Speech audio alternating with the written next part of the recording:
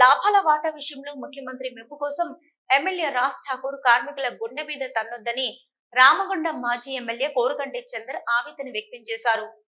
Godavarikhani press club లో బుధవారం ఏర్పాటు చేసిన విలేకరుల సమావేశంలో చంద్ర మాట్లాడుతూ ఎన్నికల సమయంలో కార్మికుల పక్షపాతిని చెప్పుకుంటూ నందమూరి బాలకృష్ణన్ తలపించేలా MLA Raj Thakur action episode ను నడిపారని, అసెంబ్లీకి సైతం తట్టా చెమ్మస్ టోపీ ధరించి వెళ్లిన రాజ్ ఠాకూర్ ఇప్పుడు లాభాల వాటలో కార్మికులకు అన్యాయం జరుగుతుంటే ఎందుకు చూస్తూ ఊరుకుంటున్నారని ప్రశ్నించారు. లాభాల వాటను ఏ ప్రభుత్వమైనా సరైన పద్ధతిలోనే పంచిందని, కానీ రేవంత్ ప్రభుత్వం మాత్రం లాభాల వాటా విషయంలో కార్మికులను నయవంచన గురి చేస్తుందని అన్నారు. అయితే అధికారులను సింగరేణి యాజమాన్యాన్ని బెదిరింపులకు గురి చేస్తూ కార్మికుల సొమ్మును దోచుకునేందుకు పూనుకుందని ఆరోపించారు. సింగరేణి కార్మికులకు సంస్థ నికర లాభంలో 33% చెల్లిస్తామని డిప్యూటీ సీఎం భట్టి విక్రమార్క ప్రకటించిన విధంగా కార్మికులకు చెల్లించాలని కేటీఆర్ మాట్లాడితే వారిపై మక్కన్ సింగ్ చేసిన విమర్శలను ఖండిస్తున్నామని, కేటీఆర్ ని విమర్శించే స్థాయి గాని నైతిక హక్కు మక్కన్ సింగ్ కు లేదని అన్నారు.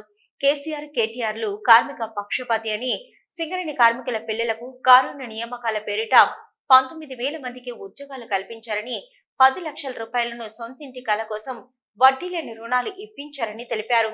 లాభాల వాటలో కార్మికులకు అన్యాయం జరిగితే మాట్లాడకుండా ముఖ్యమంత్రి మెప్పు కోసం, మంత్రుల మెప్పు కోసం కార్మికులకు అన్యాయం చేయాలని చూస్తున్నారని, మాట్లాడిన వారిని బెదిరింపులకు గురి చేయడం, విమర్శలు చేయడం, అడ్డుకోవడం, కేసులు పెట్టడం లాంటివి చేస్తున్నారని ఆరోపించారు.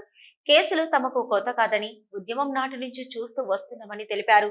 ఇకనైనా కక్ష సాధింపు చర్యలు, కేసులు బనాయించడం మానుకొని సింగరేణి కార్మికులకు 4,701 కోట్ల నికర లాభాల నుంచి లాభాల వాటాను అక్టోబర్ 9న కార్మికులకు వాటా ఇచ్చేలోపు ప్రకటింపచేయాలని కోరుకంటి డిమాండ్ చేశారు.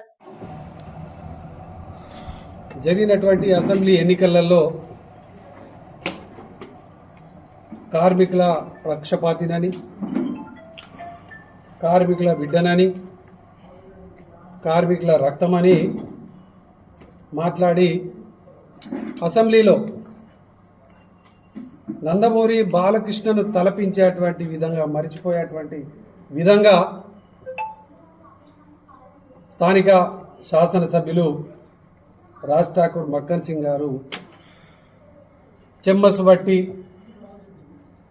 తట్టను పట్టుకొని సింగరేణి కార్మికుల డ్రెస్సులు వేసుకొని బొగ్గుబాయిల మీదకి తిరిగి కార్మికుల ఓట్లను అడిగి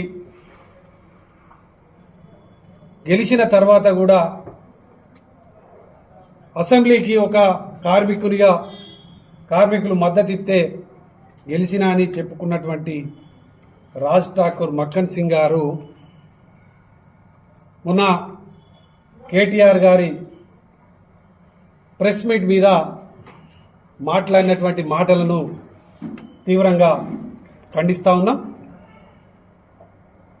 కేటీఆర్ గారిని మాట్లాడేటువంటి నైతిక హక్కు కానీ, ఆ స్థాయి కానీ మక్కన్ సింగ్కు లేదని కూడా ఈ సందర్భంగా తెలియజేస్తా ఉన్నాం. మక్కన్ సింగ్ గారికి ఈ ప్రాంతంలో ఉన్న కార్మిక ఉద్యమాల గురించి తెలియదు, కార్మికుల ఉద్యమాల చరిత్ర గురించి కూడా తెలియదు. ఏదుగో ఎన్నికలప్పుడు ఓట్ల కోసం కార్మికులను బాయిల మీద కలిసినటువంటి సందర్భాలే తప్ప ఇలా కార్మికులందరూ కూడా గతంలో ఏ ప్రభుత్వం అయినా కూడా లాభాల వాటాను సరైన విధంగా పంచింది. మాకు ఈ కాంగ్రెస్ ప్రభుత్వం, ఈ రేవంత్ రెడ్డి ప్రభుత్వము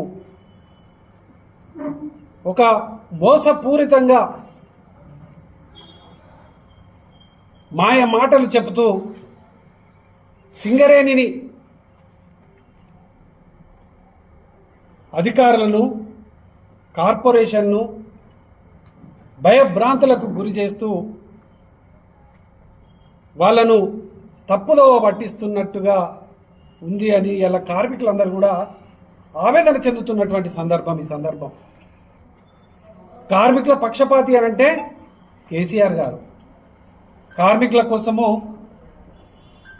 వారసత్వ ఉద్యోగాలు ఇదే కాంగ్రెస్ పార్టీ, ఇదే మక్కన్ సింగ్ గారు వైఎస్ రాజశేఖర రెడ్డి గారి దగ్గర ఉన్నప్పుడు వారసత్వ ఉద్యోగాలు చంద్రబాబు నాయుడు తీసివేస్తే వాటిని కొనసాగించినటువంటి నాయకులు పార్టీ కాంగ్రెస్ పార్టీ. ఇలా కేసీఆర్ గారిని కేటీఆర్ గారిని తెలంగాణ రాష్ట్రం ఏర్పడ్డ తర్వాత ఏర్పడ్డటువంటి ప్రభుత్వాన్ని విమర్శించే హక్కు కానీ మాట్లాడే హక్కు కానీ మీకు నైతికంగా లేదని కూడా ఈ సందర్భంగా తెలియజేస్తున్నాను. ఈ విలేకరుల సమావేశంలో కార్పొరేటర్లు పాముకుట్ల భాస్కర్, కల్వచల్ర కృష్ణవేణి, బాది అంజలీదేవి, గాదం విజయ, నాయకులు నడిపెల్లి మురళీధర్రావు, మెతుకు దేవరాజు, నీతి తిరుపతి, చల్లగురుగుల మొగులి, బొడ్డుపల్లి శ్రీనివాస్, ఆడప శ్రీనివాస్, జాహిద్ పాషా, పీచరు శ్రీనివాస్, ఇంజుపురి నవీన్, కోల సంతోష్ గౌడ్, రాజేశం, యాసల్ర తిమోతి, కౌతం బాబు, జడ్సన్, జిట్టవేణి ప్రసాద్, సంతెల మల్లయ్య, ధర్మాజీ కృష్ణ, ముద్దసాని సంధ్యారెడ్డి, సట్టు శ్రీనివాస్, ఇరుగురల్ల శ్రవణ్, చింట్లు, వడ్లూరి రాములు, స్వప్న, ఆవునూరి వెంకటేష్, కరి ఓదేలు, లక్ష్మి, రమాదేవి తదితరులు పాల్గొన్నారు.